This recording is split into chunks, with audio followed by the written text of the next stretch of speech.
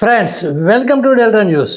Hanumanpalem Nandivelugu RNB రోడ్లో ఇటీవల చేపట్టిన ప్యాచ్ వర్క్ పనులు పారదర్శకంగా లేవని ప్రజలు ఆరోపిస్తున్నారు. దావులూరు అడ్డరోడ్డు నుండి శివలూరు వరకు 5 కిలోమీటర్ల పరిధిలో 40 లక్షల రూపాయలతో రోడ్డు రిపేరు పనులు చేసేందుకు ప్రభుత్వం నిధులు మంజూరు చేసింది.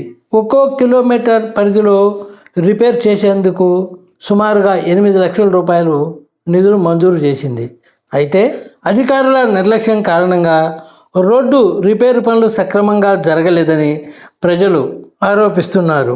దీర్ఘకాలం పాటు కొనసాగిన ఈ రిపేరు పనుల్లో చాలా గుంతలు వదిలిపెట్టారని ప్రజలు చెబుతున్నారు. దీంతో వాహనదారులు తీవ్ర ఇబ్బందులు పడుతున్నారు.